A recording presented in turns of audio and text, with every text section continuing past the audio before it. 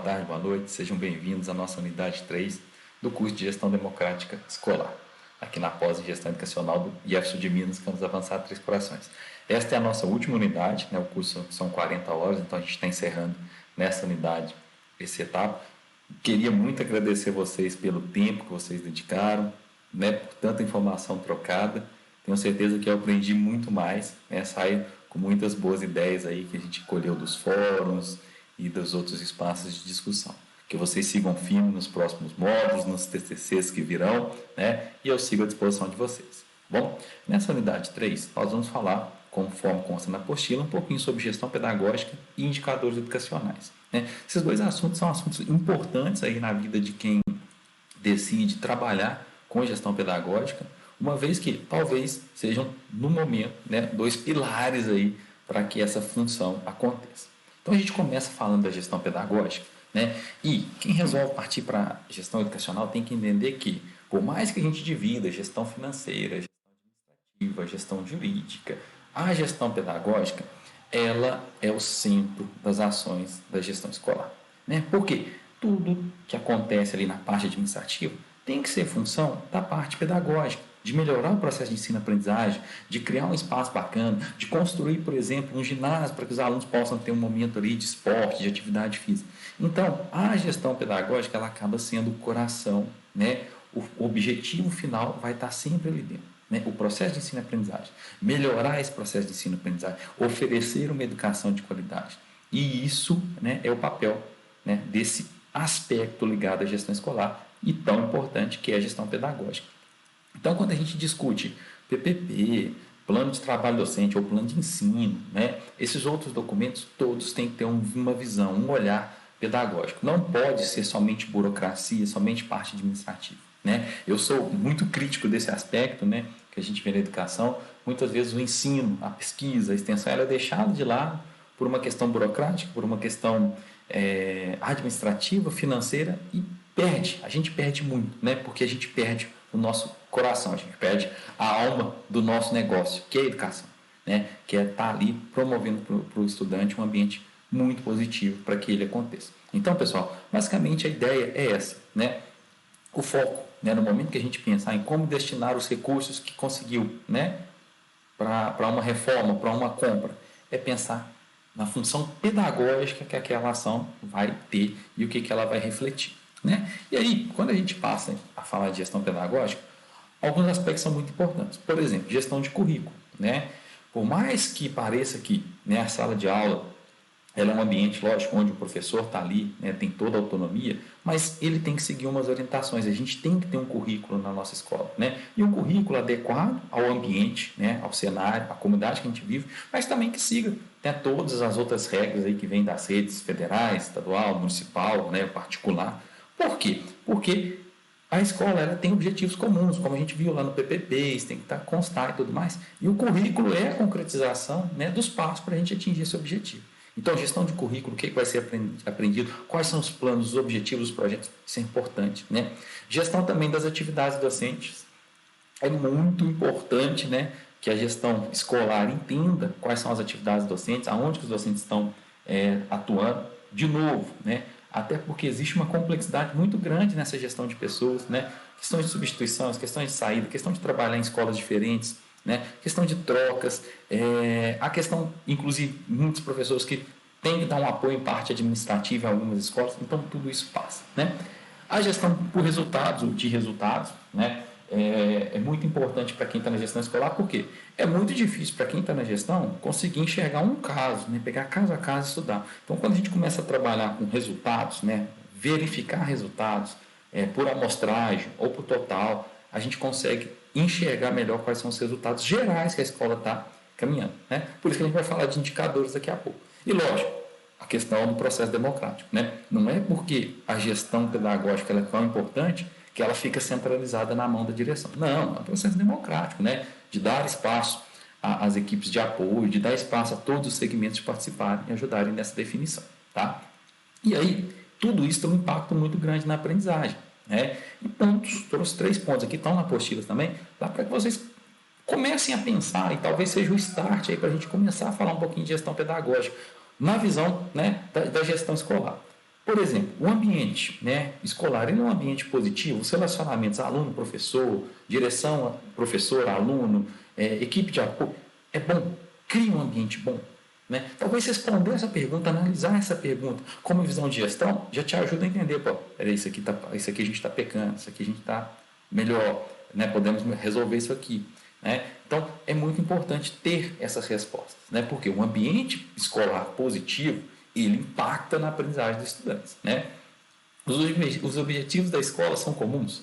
Todo mundo está remando para o mesmo lado. Né? O PPP, os outros documentos norteadores, eles foram construídos democraticamente, todo mundo conhece esses documentos, sabe quais são os objetivos. Isso também é uma coisa que é muito importante. Né? É muito comum ver, né, professores que trabalham, às vezes, conteúdos iguais ou muito próximos, né? E aquilo aí fica sombreado e vai passando ano. Os alunos talvez venham o assunto 2 vezes. Poxa, espera aí, talvez a gente possa realocar, né? Conseguir realmente ter um objetivo comum, dialogar para que isso fique certo. Né? E aí vem um processo que a gente vai começar a falar bastante, que é o processo de avaliação. Né? O processo de avaliação que a escola executa é um processo de avaliação coerente. Né? É muito sério o processo de avaliação. Né? O processo de avaliação não pode ser o final da educação. O processo de avaliação ele não pode ser um classificador. Né? Ele tem que ser um processo contínuo de busca de melhoria, de identificar também no processo do professor, do processo da escola, possíveis falhas. Né? Quem está na gestão precisa também ter esse olhar, porque o olhar de que olha, a avaliação analisa a situação do estudante, acho que é muito claro, todo mundo consegue perceber. Mas a avaliação ela pode nos dar respostas para um processo, né, pedagógico, um processo administrativo que também não esteja funcionando, né, o momento ali dos alunos, da sociedade e tal. Né, estamos vivendo um momento agora como esse, né, a quantidade de alunos que diante da pandemia, infelizmente, abandonaram a escola, né, eram bons alunos, começaram a se sair mal, porque talvez não tenham um ambiente apropriado em casa. O processo de avaliação pode sinalizar isso. Então, a gente tem, tá, enquanto gestão escolar, analisar esse processo de avaliação como um todo, né? E não simplesmente como um classificador ali para aprovação, para reprovação dos alunos. E esse processo de avaliação, ele vai ser mais discutido agora que a gente vai falando dos indicadores, porque eles vão sinalizar. Né? Estou recorrendo aqui de novo a Heloísa Lu, que ela é fantástica nesse aspecto, né? Mas ela traz algumas competências para que o gestor escolar tenha essa visão, né, de gestão pedagógica como o centro. E o primeiro é fixar a gestão pedagógica, né, como um ponto de convergência para as demais gestões. Então, quem tem prioridade na hora da discussão das definições? A gestão pedagógica. Né? Então, aquilo que o grupo mais ligado à parte pedagógica entende que funciona, a gestão administrativa, financeira, jurídica, que tem que dar suporte para que ele aconteça. Né? Criar um ambiente cooperativo e positivo. Né? Por quê? A gestão pedagógica, ela parte por isso também. Né? A gente volta lá na gestão de pessoas, né? Vocês vão ter uma disciplina de gestão de pessoas com a professora Débora que vai ser incrível. Mas assim, a gente volta nisso porque o ambiente positivo, legal, bacana para aprender, impacta demais, né, nos alunos, certo? Manter atualizado o currículo escolar, né, integrado, atualizado em relação às redes. Né? Não dá para ter aquele currículo dos anos 90, não dá para ter aquele currículo de 2005. Né? 2007 não existia smartphone. Né? Hoje, praticamente, 90% da população aqui no Brasil tem smartphone. Então, a gente precisa estar atualizado, entender, certo? O que mais de competências? Né? Identificar possíveis limitações e dificuldades nas práticas pedagógicas e, lógico, propor solução, promover solução, correr atrás dessas soluções. Mas, primeiro, a gente precisa identificar. Né? Primeiro a gente precisa entender qual é a disciplina, qual é o curso, qual é a modalidade que está com dificuldade, que está com problema. E a partir daí a gente ir buscar essas correções. Né? A gestão, né? Competências da gestão, todas essas. Tá? Vivenciar o processo de ensino e aprendizagem na sala de aula. De novo, não é logicamente sentar, vigiar o professor, não, longe disso. Mas é acompanhar através de um feedback, né? talvez reuniões com grêmio estudantil, com líderes de turma, com professores, talvez você crie uma dinâmica de professor padrinho de cada turma, madrinha de cada turma, ter esse feedback sobre o que está acontecendo dentro da sala de aula. Porque ali talvez aconteça a principal ação da escola. Né? E muitas vezes é uma ação que fica muito limitada. E isso não é só pelo lado positivo, não. Desculpa, não é só pelo lado negativo, mas principalmente pelo lado positivo.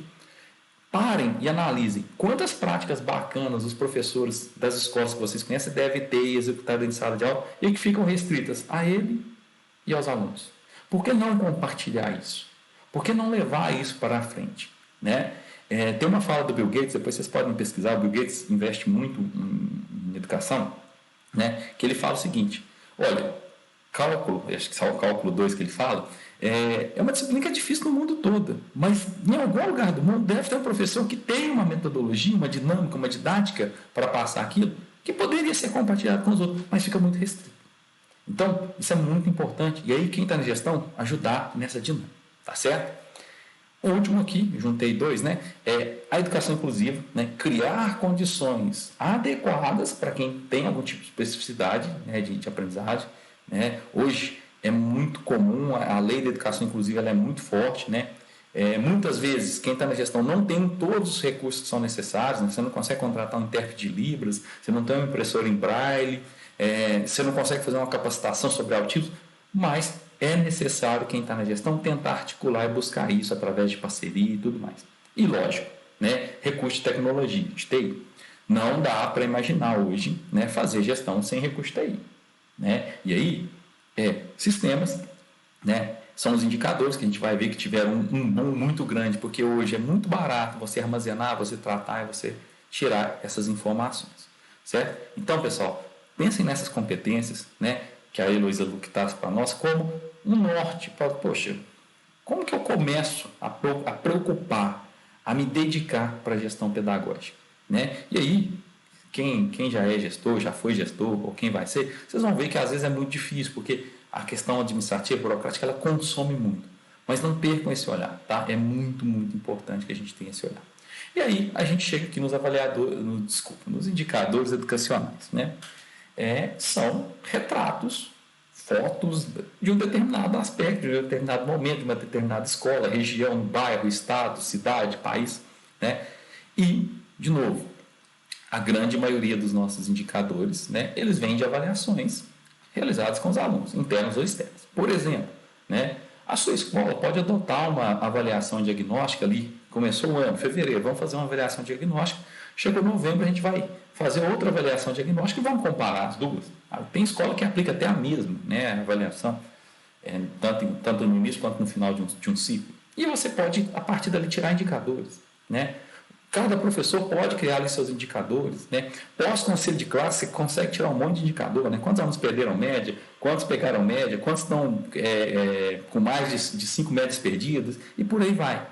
Mas é interessante que é um processo de avaliação contínuo que vão gerando esses indicadores. Lógico que nós temos ciências educacionais, que aí traz uma parte social, econômica também, né? Um perfil de aluno, um perfil de profissional que é muito interessante, certo?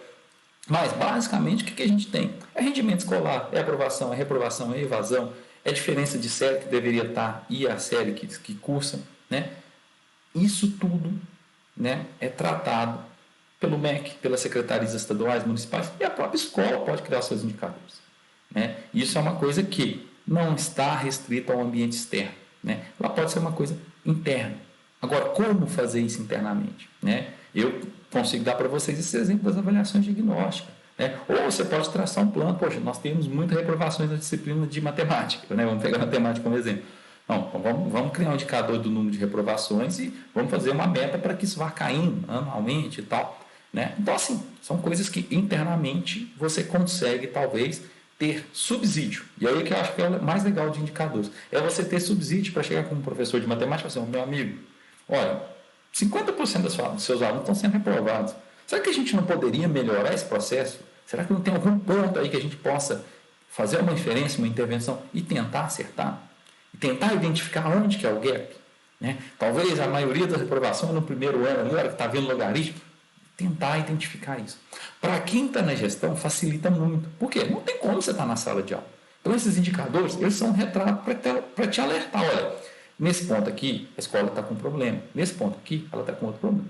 Lógico que, quando isso sai, né, esses indicadores são externos, do MEC, das secretarias, ou até de órgãos privados, que algumas organizações, né, como a Lehman faz, né, eles tomam muitas vezes um tom político, um viés ali de crítica ou de divisão de recursos.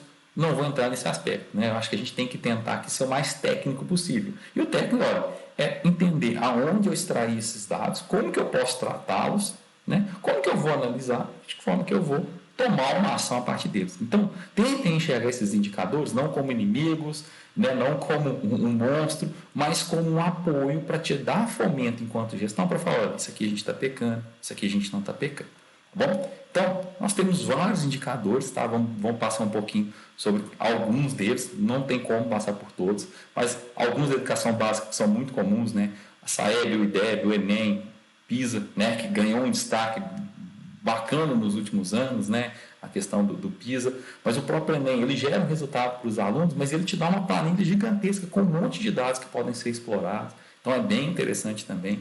Para a educação superior, todos ligados aos sinais, né? Mas o IGC, o ENAD, o CPC, são indicadores para curso de graduação, né? Então é bem legal. E os indicadores internos, já citei alguns, né? Mas normalmente o pós-conselho é um momento bom, né, de extrair indicadores. Avaliações diagnósticas, simulados, né? Dá para fazer muita indicação, né? Tomem cuidado aí, né? Porque às vezes eu trabalhei numa instituição, era particular, né? Que tinha, era o IBOP, né? Que falava, né? Que era assim, era uma avaliação de professores e eles colocavam no quadro quem tinha sido melhor avaliado, pior avaliado. Esse tipo de coisa como gestão de pessoas não é legal, né? Não é legal. Isso é uma coisa interna para ser tratada mais internamente do que propriamente aberto assim a todos, tá bom? Então, agora eu vou dar uma navegada em alguns desses indicadores, daqui a pouco a gente volta aqui e continua pelos slides, tá bom? Vamos lá. Então, em relação aos indicadores externos, talvez o que mais centralize, né, seja aqui o INEP, tá? O Instituto Nacional de Estudos e Pesquisas Educacionais, Anísio Teixeira, é muito conhecido aí por organizar o Enem e várias ações, mas eu estou na página dele aqui e todos os links que eu vou passar estão na apostila, então não precisam se preocupar em olhar o link, estão todos na apostila, tá bom? Mas veja a quantidade de indicadores que ele disponibiliza para nós, né? Então, tem aqui indicadores sobre o SAEB, uma explicação do IDEB, do Enem, do INSEJA. Essa parte de indicadores educacionais eu confesso que eu não conhecia, achei muito legal. Vou passar ali um pouquinho também para a gente conhecer. Nós temos aqui da educação superior ligados aos sinais, ao Revalida, ao ENAD, ao CPC, ações internacionais são alguns indicadores, se vocês pesquisarem que está aqui, o PISA está aqui. Então são vários e vários indicadores que vocês podem estar aproveitando e conhecendo e divertindo aqui para que vocês possam pesquisar bastante, né? Tem um canal aqui de publicações também, tá? O INEP ele divulga muita coisa e muitas das divulgações são em cima desses indicadores. Então, às vezes, está com dificuldade ali de compreender o que aquele indicador indica e tudo mais, procura, né? Eu preciso de um artigo, alguma coisa sobre alfabetização no Brasil, evolução. Aqui vocês vão ter, né? E aí, pessoal, vou deixar aqui uma dica, tá? Vocês vão ter que fazer TCC, né, em breve. Fazer TCC baseado em indicadores é muito bacana. Por quê? Porque você tem muito dado fiel, fidedigno, que você pode explorar, que você pode discutir, que você pode fazer o geral e fazer uma comparação com uma escola. É muito bacana. Então fica essa dica aí para vocês irem pensando, mas lógico, façam, né, em cima daquilo que vocês acham que é o legal que vocês gostam, tá bom? Então, pessoal, eu separei alguns aqui, tá? E eu vou começar com os indicadores educacionais, que eu já acabei de confessar para vocês que eu não conhecia, mas é muito legal. Por quê? Olha a quantidade de tipos de indicadores que eles nos mostram, né? Adequação à formação docente, complexidade da gestão escolar, esforço docente, indicadores financeiros, né? Nível socioeconômico, média de alunos por turma e por aí vai, né? Aqui no final tem alguns que são de educação superior também, tá? É muito interessante, tá? E, por exemplo, vamos pegar aqui, média de aula diária. Se a gente abrir aqui, ele vai trazer para nós uma série histórica, né? Desde 2010, e aí a gente consegue ver por escola, né? A gente consegue, tem que baixar, né? Eu não vou baixar ele aqui agora, certo? A gente pode baixar e vai vendo o que ele mostra para nós, certo? Por município, por região, ou seja, é bem interessante isso aqui, tá? Deixa eu voltar aqui, eu vou pegar outra aqui, ó, nível socioeconômico, certo? De novo, ele tem uma série histórica aqui menor, né? Mas que nos mostra aqui tranquilamente. De novo, se clicando, ele vai abrir e a gente vai depois ver uma dessas planilhas, tá bom? Voltando aqui no IDEB, no INEP, tá? A gente tem o IDEB, tá? Que é o Índice de Desenvolvimento da Educação Básica, E aqui, na página do IDEB, a gente tem, lógico, muitas informações, a legislação, quais são as metas, como que pesquisa o IDEB por uma escola e os resultados gerais. Então, vou pegar aqui os resultados gerais, certo? A gente consegue vir aqui e pegar um resumo, tá? É um livro que foi publicado pelo INEP com um resumo do que a gente tem do IDEB de 2019. Então, é um livro, né, 80 e poucas páginas aí, e que ele vai trazer várias análises sobre aqueles dados que estão sendo apresentados ali. Então, né, se a gente pegar aqui, ó, o IDEB dos anos iniciais do ensino fundamental, está aqui do Brasil, né? Está aqui da região, de cada estado daquela região, ou seja, dá para que a gente vá analisando gráfico de dispersão e tudo mais. Ou seja, são indicadores, são normalmente gráficos, né, números que nos permitem fazer estas avaliações, certo? Então está aí o do IDEB também, vocês já sabem como acessar, tá bom? Pessoal aí que trabalha com ensino médio, nós temos o Enem, né? E aí o Enem é legal porque o Enem ele tem aqui a parte, né, do resultado, dos editais e tudo mais, certo? Mas se a gente entrar aqui nessa parte de resultados, tem o boletim de resultado, mas ele tem esses microdados, tá? É uma planilha gigante, eu vou mostrar para vocês daqui a pouquinho, e nesta planilha que ele mostra, a gente tem ali como extrair informações, que são aquelas notícias que normalmente saem. Melhor escola da cidade em redação, né? Melhor cidade da região, melhor escola da região, matemática no Enem, são a partir desse aqui. E alguns relatórios pedagógicos também, tá? Se vocês pegarem, tá desatualizado, tá? O último que a gente tem aqui é de 2012, certo? Brincando aqui, mas traz muita informação assim de reflexão mesmo. Infelizmente os dados não são atualizados, né? Infelizmente. Mas tomara que eles revejam isso aqui, porque é um resumo, certo, daqueles microdados e ajuda bastante nessa interpretação, tá bom? Então, tá aí também. De novo, tá, gente? Eu estou vindo todos a partir dessa lista aqui, tá? Lá no site do INEP. O próximo é o PISA, tá? Que é um programa internacional de avaliação de estudantes, né? E aí, em capacidade de leitura, em capacidade de matemática, de ciências, né? E o Brasil, por querer fazer parte da OCDE agora, né, ele tem que apresentar resultados e tudo mais, o PISA acabou ganhando, né, um certo destaque. Tem o relatório de 2018 aqui, tá? Vou abrir ele aqui para que a gente possa ver um pouquinho, e aí ele mostra a situação do Brasil no PISA, né? Então, ele explica a metodologia, como que é feito, quais são os critérios, os parâmetros e tudo mais para se calcular esses indicadores, né? E ele vai trazendo, né, várias e várias informações que são muito relevantes, né? De novo, é muita tabela, é muito gráfico, é muito número, para que a gente possa realmente entender, né, como é feito esse processo, esse documento, desculpa, esses indicadores que tanto refletem a situação do país, tá bom? Então, tá aí que vale a pena também. Se a gente for para a educação superior, tá? Eu estou aqui na educação superior, deixa eu voltar aqui, certo? Aqui nos sinais, tá? É uma lei que explica todo o processo de avaliação e tudo mais que se tem.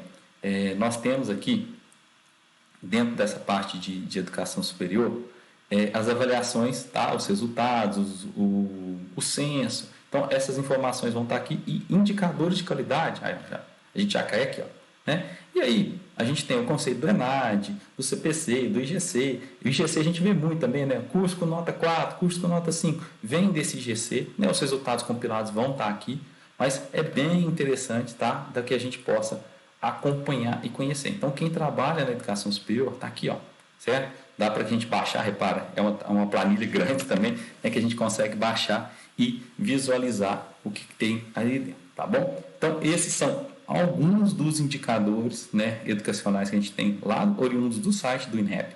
Então, assim, até o nosso fórum essa semana vai ser uma tarefa dessa de entrar, de escolher um desses indicadores, de pesquisar um pouquinho, de tentar localizar a sua escola ali, tá? Para que a gente possa ver. Antes de mostrar as planilhas, porque aí eu vou ter que mudar aqui a gravação, eu vou mostrar para vocês a plataforma Nilo Peçanha, tá? Essa plataforma, ela é uma plataforma de indicadores educacionais da Rede Federal. Rede Federal, os institutos federais, Cefet, Colégio Pedro II, esses colégios de aplicação de algumas universidades, tá? Formam a Rede Federal. E a Rede Federal, desde 2018, vocês podem ver aqui, ela tem a plataforma Nilo Peçanha, que é um conjunto muito grande e muito interessante de indicadores. É feito numa ferramenta que chama Tableau, tá? Para extração, tratamento de dados, né? E aí ele vai trazer aqui vários indicadores, né? Tipo de curso, eixo. Reparem que aqui em cima a gente tem essas abas, né? Eu quero saber sobre professores de uma determinada rede, de um determinado campus, né? Então, nós somos aqui de Três Corações. Então, por exemplo, né? Aqui eu não vou conseguir pegar só Três Corações. Eu consigo pegar só os de Minas Gerais, por exemplo, né? Vou pegar aqui de Minas Gerais. Aí a gente consegue ver aqui, ó, entre os institutos federais de Minas Gerais, aqui o campus avançado Três Corações, não. Nós temos 3 professores especialistas, 15 mestrados e 9 com doutorado. Ou seja, já é um indicador, né? Vários e vários outros indicadores, como gastos, percentuais legais, reserva de vaga e tudo mais. E um que é muito interessante, que é a eficiência acadêmica, tá? Que dá a rede federal, que mostra, né? É um cálculo, e tem uma nova explicando como que é feito esse cálculo para esse indicador, que é quantos alunos dentro de um ciclo tiveram sucesso, quantos evadiram, quantos ficaram retidos, e aí você chega num valor que identifica isso. Lógico, quanto mais perto de 100, melhora a sua eficiência acadêmica e tudo mais, né? Então, é bem interessante também titulação dos professores, taxa de ocupação, de verticalização. É muito interessante, tá? Para quem tiver curiosidade, de novo, quem quiser fazer um TCC, aqui é uma base de dados fantástica para você fazer um monte de debate, de discussão, de inferência sobre esses resultados, tá bom? Pessoal, eu vou agora abrir as planilhas, tá? Ali para que a gente possa ver algumas dessas situações. Essa aqui é uma planilha, tá? Daqueles indicadores educacionais sobre situação socioeconômica, tá? Lógico, não vou explorar aqui, mas tem as escolas, né, do Brasil, por estado, por cidade, dá para você navegando aqui, né? E aí ele vai trazer um monte de informação, que são os indicadores, né? E aí, mas o que se trata isso? Gente, sempre que vocês pegarem planilha, essas informações sobre indicadores, tentem acessar as outras abas, pesquisa, porque ele vai te explicando o que é cada uma, certo? Das situações que você tem aqui, certo? Então, se você for pesquisar nas abas, ele vai te dar informação, você vai descobrir onde que você descobre qualquer escola, o que significa cada um desses números, tá bom? Mas então assim, vocês vão trabalhar com bastante planilha para poder lidar. E essa aqui é só um exemplo mesmo, tá? Sobre questão socioeconômica dentro das escolas aí do país, tá bom? Pessoal, essa aqui é a pasta de microdados do Enem, tá? Então assim, é muito legal porque ela já traz um layer aqui, né? Explicando como que é feito, o que você tem que entender, ou seja, já traz as referências aqui. E aí ele vai trazer os dados, né? Algumas planilhas, o dicionário explicando o que significa aqueles dados. Repare, é muita informação, né? E aí você tem que realmente aprender a lidar com isso aqui, quais são as entradas e tudo mais, as provas dos gabaritos, tá? Tudo vem aqui dentro dessa documentação. Ou seja, a partir disso aqui, dá para você fazer algumas inferências. Vamos lá ver, isso aqui é uma planilha de dicionário, né? Explicando quais são os valores que você tem aí para o Enem e tudo mais, certo?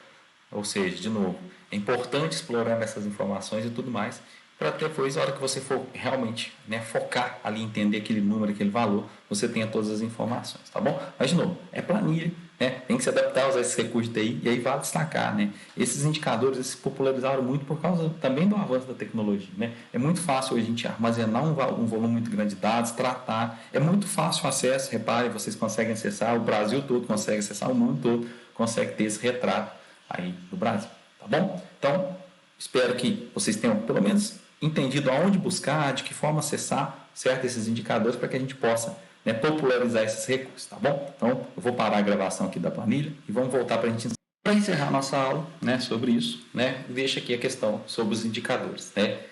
Você, atual gestor, futuro gestor, conheça os indicadores, saiba aonde retirar. Alguns sistemas de secretarias estaduais, municipais, trazem esses dados mais compilados, mais organizados, mais fáceis de você acessar, lógico, junto com alguma outra métrica que ele usa, né? Mas é muito importante que quando você for fazer o seu planejamento de gestão para aquela escola, para aquele ambiente, que você tenha em mente esses indicadores, de que forma acessá-los, quando são publicados, se é no INEP, se é na Secretaria Estadual, se é na Secretaria Municipal, se você vai criar indicadores internos, de que forma você vai publicizar isso, é muito importante, tá, gestor? Que você tenha isso em mente, que você conheça esses recursos. Bom, pessoal, e já que essa é a nossa última aula, de novo, muito obrigado para vocês. Estou deixando aqui um resuminho, né, que eu achei muito legal, né, sobre o que é a gestão escolar, né? Quais são os pilares, os resultados. Vou deixar aqui, vou colocar também na apostila, tá, para que vocês tenham essa imagem lá, Mas muito obrigado, foi um desafio tanto para mim, tem sido um desafio tanto na verdade, mas espero que, né, vocês sigam firmes aí no curso, que o curso faça a diferença na vida de vocês e que vocês promovam também essa diferença na vida de muitos outros profissionais de educação, de muitos estudantes, de muitas famílias, de muitas comunidades do Brasil aí, tá bom? Sucesso para vocês nessa jornada. Apesar de estar encerrando a nossa disciplina, eu sigo à disposição de vocês, tem meu contato aí, o que precisarem, estarei à disposição. Um forte abraço para vocês, se cuidem, fiquem com Deus e até breve. Tchau, tchau.